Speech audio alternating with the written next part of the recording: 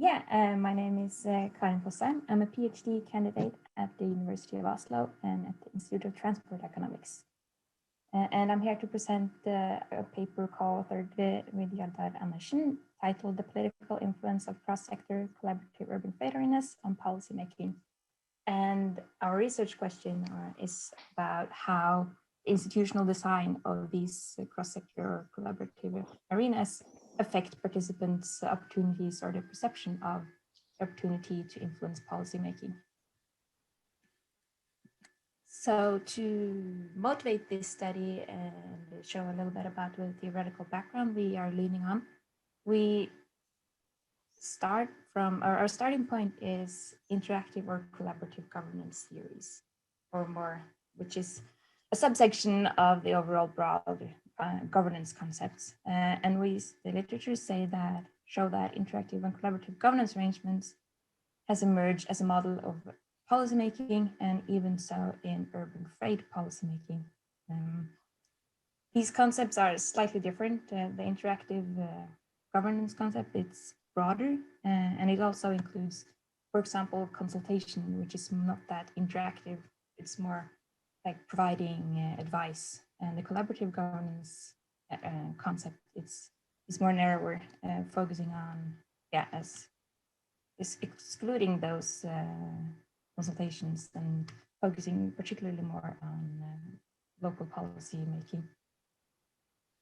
And all of these theoretical concepts, they show empirically, they have, of course, other names. So it could be both public-private partnerships, it could be living labs, networks, freight networks, or freight forums for that matter.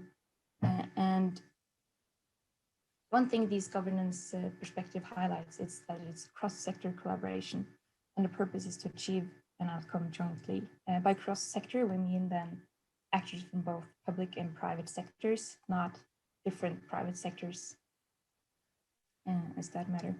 And for these collaborations to be successful or well-functioning, it's valuable. Our research has shown that it's valuable for those who participate, that they have a belief or they have an understanding that participation provides them an ability to shape future policy.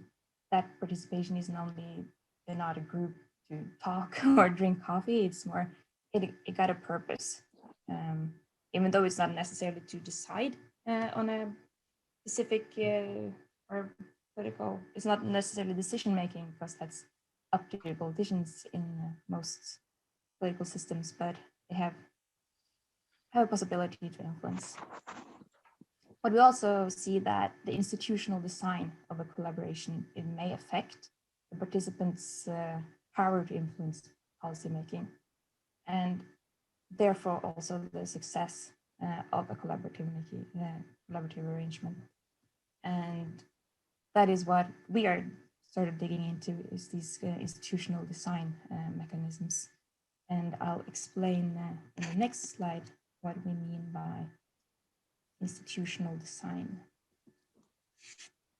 So in this study, we included 3 different networks, you could say, or collaborations. And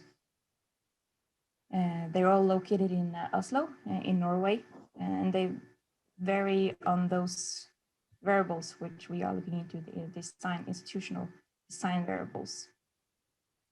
This this typology is based on Rhodes and Marsh. It's it's from British policy networks, which they call it. And you have the first one, which we have labeled loosely integrated, inclusive, collaborative arrangements. It's quite complicated name at the moment, but those are characterized by being large networks. They're quite inclusive, and those who like can participate. They also, for that reason, the interdependence, which means how dependent each participant are of the other in providing a particular service, is quite limited. So they could easily manage without the other participants. And yes, I forgot to say, all of these networks, they operate within the same policy area. So we kind of eliminated the policy area being the reason why they might not be able to influence policymaking as much as they would like to do. And also, their purpose is mainly advisory. They have no decision-making authority, and which also, so by eliminating that as an explanation for why, obviously, if you have decision-making authority, you would influence policy quite a lot. And so, yeah, going to the second one, the moderately integrated strictly collaborative arrangement, it's kind of a middle group. It's not that broad. It got less members. In this case, we're talking about perhaps 30 members. The other one was about 100, 150. And therefore, following from this, there's some interdependence between the participants. Although they might manage without each other, they all would benefit from, say, collaborating or having the same outcome. And the final group of networks, we call it strongly integrated exclusive collaborative arrangements. It's highly exclusive. It contains 10, 15 members, and these members are highly interdependent, meaning that they would benefit a lot from being able to collaborate. And then, let me see.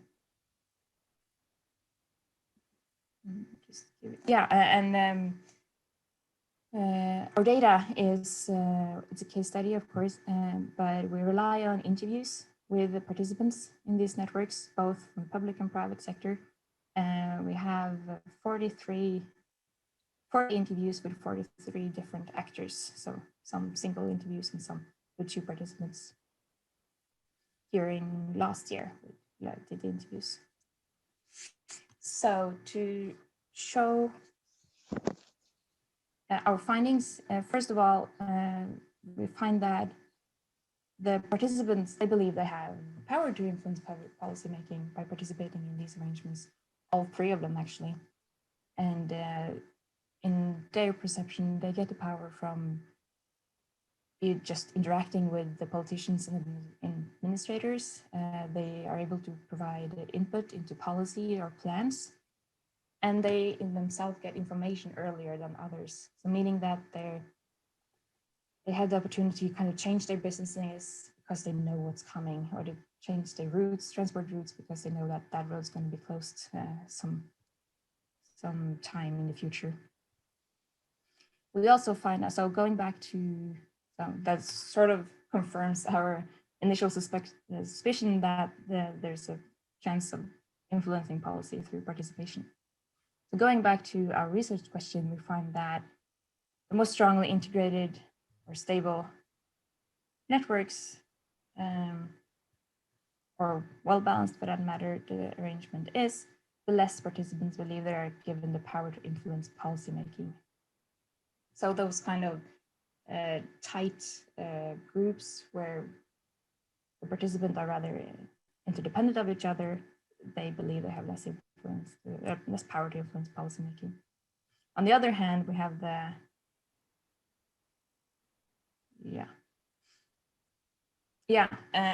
one reason being that when there's such a strong integration between the participants, the research or the data show that the collaboration is more kind of a professional fora where they meet up to discuss certain issues, and rather than such a consensus building, broad policy change oriented fora. It's more based on the status quo.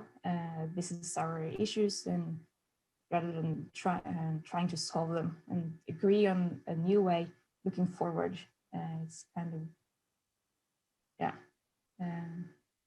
not backwards looking, but as I said, quite status quo. And we also find that one reason, because we suspect that these strongly integrated collaborations are less, provide the participants less power to influence policymaking, is perhaps that they are such inward-looking arrangements, and that politicians give them more power, give them more, give them less visibility. They rely less on them because they're such small groups and less inward-looking.